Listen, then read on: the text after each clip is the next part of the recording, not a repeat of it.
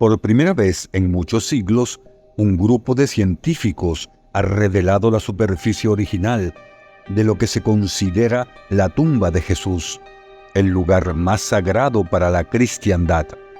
Durante un período de 60 horas, la tumba, ubicada en la iglesia del Santo Sepulcro, en la ciudad vieja de Jerusalén, fue abierta. En este video te presentaremos los descubrimientos realizados en la tumba de Jesucristo. Bienvenidos a un nuevo video. Si disfrutas de este tipo de contenido, suscríbete a nuestro canal. Es gratuito. La pesada losa de mármol que cubría la tumba fue levantada ante la mirada de religiosos y científicos que buscan aprender más sobre el Santo Sepulcro en Jerusalén. La iglesia del Santo Sepulcro ha mantenido la tumba cubierta con una losa de mármol desde al menos 1555 después de Cristo y muy probablemente durante varios siglos antes. Sin embargo, en esta ocasión, un equipo de arqueólogos e investigadores ha logrado levantar la losa que oculta el presunto lugar de descanso final de Jesús, donde se cree que su cuerpo reposó después de la crucifixión. Este acto revelador ocurrió frente a la vista de religiosos y científicos que buscan obtener más información sobre el Santo Sepulcro en Jerusalén, un lugar que había sido un punto de peregrinación para millones de católicos durante miles de años y posiblemente el sitio más sagrado para la fe. Según la Biblia, Jesús, considerado el Hijo de Dios por los católicos, fue llevado a este lugar después de su muerte en la cruz.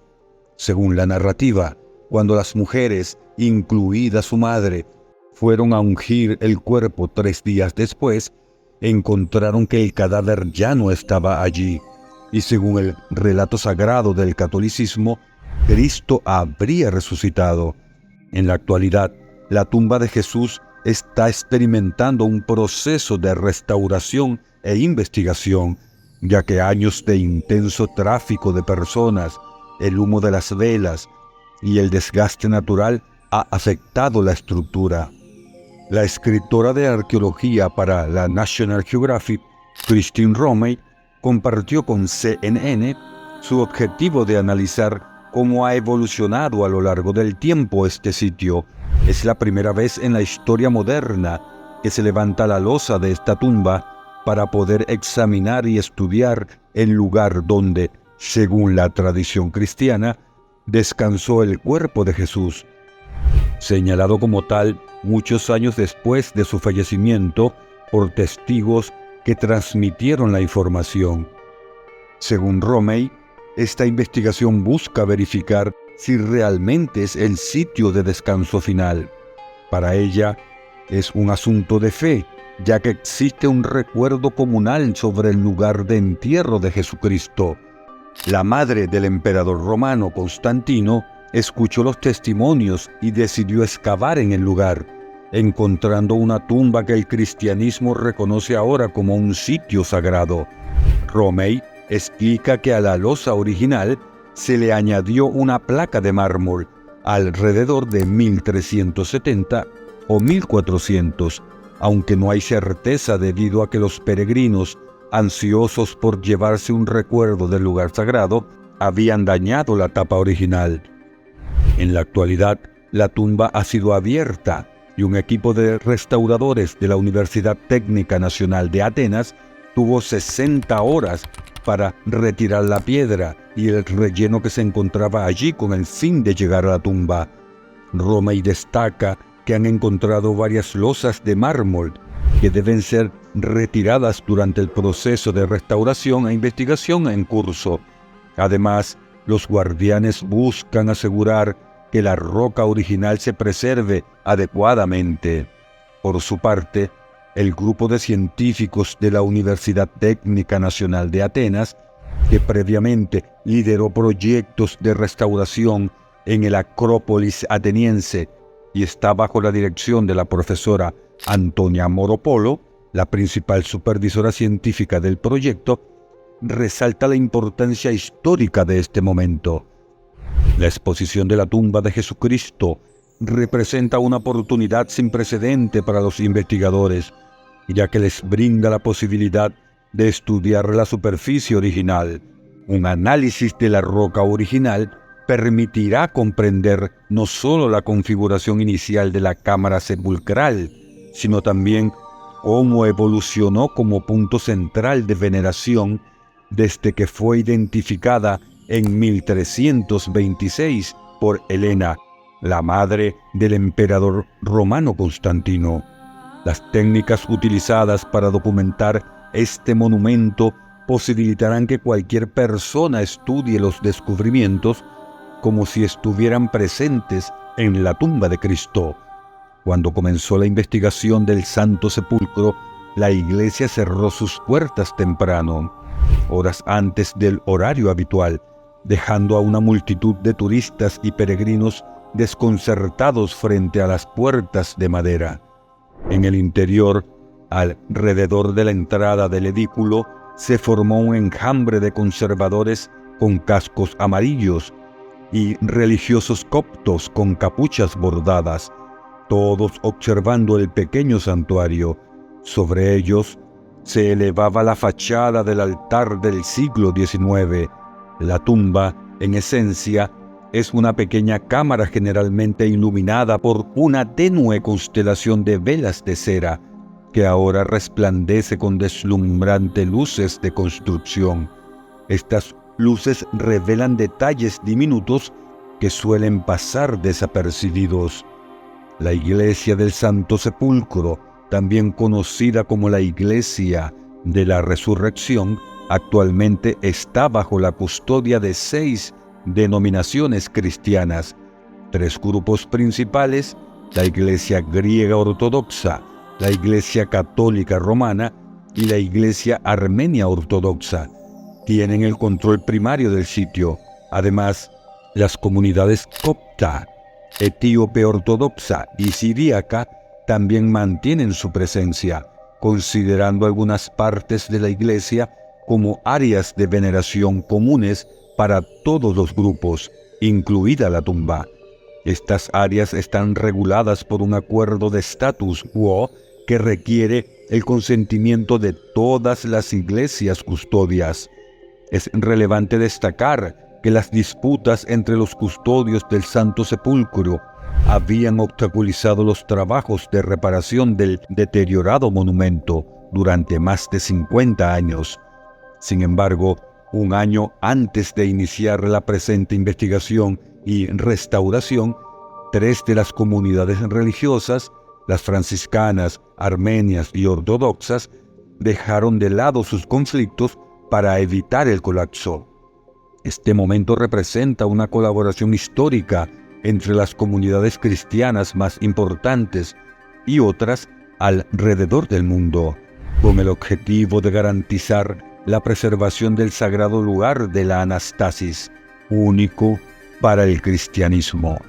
En un comunicado de prensa, su Beatitud Teópolis III, patriarca griego ortodoxo de Jerusalén, expresó que la integridad estructural del monumento, que data del siglo XIX, ha sido motivo de preocupación durante décadas. Es crucial señalar que sufrió daños en un terremoto en 1927 y en 1947, cuando las autoridades británicas tuvieron que apuntalar el edificio con vigas exteriores antiestéticas que aún son visibles. Mientras tanto, las discrepancias entre los representantes del status quo, junto con la escasez de recursos financieros, habían obstaculizado las labores de reparación. Ahora, con los avances en la restauración e investigación de la tumba sagrada en la iglesia del Santo Sepulcro en Jerusalén, los líderes religiosos recibieron el informe del equipo encargado de dichos trabajos. Entre los hallazgos realizados por los científicos dentro de la tumba, se descubrió una segunda losa grisácea con una cruz grabada en su superficie, de tonalidad más clara que la anterior. Tras mover esta losa, se encontró que el techo mortuorio estaba en perfecto estado. según la información proporcionada por los científicos en el momento oportuno. Además, dentro del santuario se identificaron las paredes originales de la cueva en piedra caliza. Los restos de la roca que se presume es la tumba de Jesús están encapsulados por el edificio, ubicado en el centro de la rotonda principal de la iglesia. A lo largo de la historia, la estructura actual ha sido profanada o destruido al menos en 4 ocasiones. La reconstrucción de la edificación actual se llevó a cabo en 1810 por un arquitecto griego, después de que el monumento sufriera daños por un incendio. La restauración se completó justo unas semanas antes de la peregrinación anual de miles de fieles desde todos los rincones del mundo a Jerusalén, aunque, según los científicos, es imposible verificar si el cuerpo de Jesús de Nazaret estuvo allí. Las 6 órdenes cristianas que custodian el lugar coinciden en una cosa: allí reposó el cuerpo del Hijo de Dios. Las historias canónicas de la literatura occidental y las representaciones visuales se basan en gran medida en la Biblia, específicamente en uno de sus temas más discutidos, el Jardín del Edén. La existencia de este lugar ha sido motivo de debate a lo largo de los siglos. Según la narrativa bíblica, el Jardín del Edén marca el punto de inicio de la historia humana. Sin embargo, mucho antes de la aparición de la Biblia, las tradiciones literarias y las leyendas transmitidas oralmente estaban repletas de relatos sobre la creación. Estos relatos han pasado de generación en generación, especialmente en las antiguas civilizaciones mesopotámicas, como los sumerios, babilonios y acadios durante el 3er milenio a.C., así como en la gente de Ugarit y Canaán en el 2er milenio a.C. Todos estos mitos transmitidos relatan cómo todo tuvo su origen y destacan la manera en que la luz y la oscuridad, así como el bien y el mal, se entrelazaban como fuerzas opuestas que dan forma a la vida. La figura del Jardín del Edén se presenta como un espacio sagrado o un paraíso terrenal en diversas formas dentro de estas narrativas anteriores a la Biblia, lo que continúa suscitando una interrogante persistente: ¿dónde está o estuvo exactamente el Jardín del Edén? ¿O acaso su existencia es real? Quédate con nosotros porque exploraremos estos misterios y mucho más. Te invitamos a mostrar tu apoyo dejando un me gusta, suscribiéndote y activando la campana de notificaciones, ya que esto nos motiva a seguir creando contenido. Un río surge del Edén para irrigar el jardín. Luego se divide en 4 corrientes. El primero, llamado Pisón, rodea la tierra de Avila, donde se encuentra oro, bedelio y ónice. El segundo río es el Gihón, que rodea la tierra de Cus. El tercero es el Tigris, fluyendo al este de Asiria. Y el cuarto es el Éufrates. El Señor colocó al hombre en el huerto del Edén para que lo cuide y lo cultive. Génesis 2, 10, 15. El Jardín del Edén representa el paraíso terrenal bíblico, lleno de abundancia en alimentos, agua y belleza. Según la narrativa bíblica, Dios creó a Adán primero y luego a Eva, formada a partir de la costilla de Adán.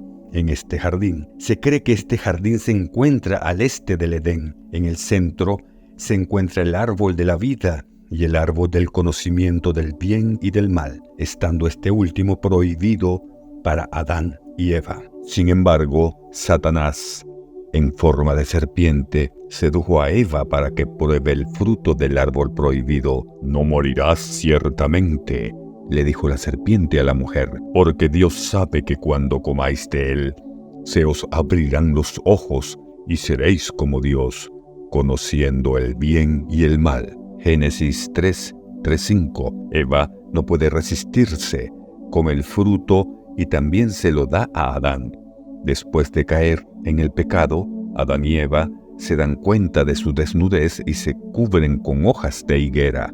Dios, al saber que han comido del árbol del conocimiento, los expulsa del jardín del Edén. Existen numerosas teorías acerca de la posible existencia del Edén y su ubicación exacta. Esta incógnita ha desafiado el paso del tiempo, requiriendo un exhaustivo análisis de la geografía y la cosmografía de los antiguos territorios orientales. Diversas teorías proponen distintos lugares como posibles ubicaciones del Jardín del Edén, incluyendo Irán, Turquía, Mongolia, Jerusalén, América del Sur e incluso el condado de Jackson en Missouri. Sin embargo, todas estas teorías presentan lagunas significativas que resultan difíciles de subsanar. A pesar de ello, hay numerosas referencias que podrían ser investigadas para establecer una base sólida en la formulación de argumentos. Algunas se basan en aspectos lingüísticos y otras en datos geográficos, todas respaldadas por trabajos académicos. Una de las pistas principales que se siguen son las descripciones bíblicas de los 4 ríos de Mesopotamia: el Éufrates, el Tigris, Pisón y Gihón. Los investigadores construyen sus teorías fundamentales en estos 4 ríos. Sin embargo, aunque los 2 primeros ríos son bien conocidos, la ubicación exacta de Pisón y Gihón sigue siendo motivo de debate. Jerusalén ha sido objeto de estudio por parte de académicos debido a su consideración como puerta hacia un lugar celestial y terrestre, principalmente por sus montañas cósmicas y el recurso de agua sagrada conocido como Gihón. Una de las asociaciones entre Jerusalén y el Jardín del Edén ha sido propuesta por Stagger. Sostiene que Yahvé ya identificó el huerto del Edén con el huerto de Dios en Jerusalén. En este relato mítico, la fuente primordial riega la tierra y produce un río que riega el jardín y luego se divide en los 4 ríos del paraíso, uno de los cuales es el Gihón. Además, Stagger destaca la identificación del Jardín del Edén con la casa de Yahvé en Jerusalén, para citar el Salmo 36, 9-10. Ellos se deleitan con la rica comida de tu casa. Yahvé, les das de beber de abundantes arroyos, porque contigo está la fuente de la vida. En tu luz ves la luz. Los misterios del Edén se han representado de diversas maneras con los elementos clásicos que lo caracterizan, pero ¿cómo se manifiestan estos componentes según la Biblia? Querubines. A pesar de la imagen tradicional en Occidente de querubines como bebés o angelitos rechonchos, estas representaciones son interpretaciones tardías de conceptos bíblicos más antiguos. En las antiguas tradiciones del Cercano Oriente, los querubines eran seres compuestos, similares a esfinges, que acompañaban a los dioses. Su función principal era custodiar los límites sagrados, a menudo esculpidos en puertas y muros de templos. En el relato bíblico, estos querubines resguardaban las puertas del Edén y fueron quienes prohibieron el retorno de Adán y Eva al paraíso después de ser expulsados. Jardín. Según los estudiosos, el Génesis fue escrito aproximadamente en la mitad segura del primer milenio después de Cristo. Los autores podrían haberse inspirado en los antiguos jardines asirios, creados por reyes para demostrar su dominio sobre la naturaleza. El libro de Ezequiel narra la historia de un rey que anhelaba ser semejante a Dios y fue desterrado del jardín del Edén. Existe la posibilidad de que el Edén fuera un jardín real, creado por un rey para honrar a su deidad. Montaña sagrada. Aunque el Génesis no menciona explícitamente una montaña sagrada, el libro de Ezequiel describe a un rey caminando por una montaña sagrada de Dios en el Edén. Esta visión comparte un lenguaje religioso similar al utilizado para describir los templos, mostrando una conexión entre la descripción del cielo y la simbología de los lugares de culto. Está adornado con piedras preciosas y está repleto de gemas ardientes donde caminan los monarcas. Según la tradición judía, la montaña sagrada de Dios se ubica en Jerusalén, siendo el monte Sión. Esto podría indicar la posible ubicación real del Edén. Adán, tal como se describe en el Génesis, es considerado el primer ser humano. Sin embargo, el libro de Ezequiel relata la historia de un rey que logró acceder al jardín del Edén debido a su estatus. al proclamarse semejante a Dios, fue finalmente expulsado. En las civilizaciones del cercano oriente, los jardines sagrados fueron construidos y mantenidos por los reyes, quienes actuaban como el vínculo entre lo humano y lo divino, sin diferenciación clara entre lo religioso y lo político. Pareciera que la narrativa del Génesis tomó elementos de tradiciones religiosas ligadas a la realeza, sugiriendo que Adán simbolizaba al rey en la historia. El diablo no es mencionado explícitamente en la versión del Génesis. En la historia, es una serpiente la que persuade a Eva para que coma del fruto del árbol del conocimiento del bien y el mal. Sin embargo, interpretaciones posteriores han asociado a esta serpiente con la figura de Satanás. En realidad, en tiempos antiguos, las serpientes no siempre fueron retratadas como seres malignos. Más bien, eran consideradas criaturas que desafiaban la muerte y guardaban secretos sobre la vida y la muerte. Por ejemplo, Moisés poseía un báculo que podía transformarse en una serpiente con solo un comando suyo. Además, Dios instruyó a Moisés a crear una estatua sagrada de una serpiente que tenía el poder de sanar a aquellos que habían sido mordidos por serpientes. Respecto a la fruta prohibida mencionada en el Génesis, aunque no especifica qué tipo de fruta era, Dios le advirtió a Adán que podía comer de todo en el jardín excepto del árbol del conocimiento del bien y del mal. Más tarde, Eva está tentada por la serpiente, viene del fruto y luego ofrece a Adán. La idea de que esta fruta fuera una manzana posiblemente se originó en la antigua Grecia, donde la palabra manzana también se usaba para referirse al seno. Las manzanas eran símbolos eróticos y de deseo sexual en ese contexto, lo que podría vincular metafóricamente la fruta con la sexualidad de Adán y Eva. Durante siglos hemos compartido relatos que intentamos explicar los orígenes de la vida, todos con el propósito de brindar significado a nuestra existencia. La continua búsqueda y especulación acerca de la ubicación del jardín del Edén refleja esa misma búsqueda de comprensión.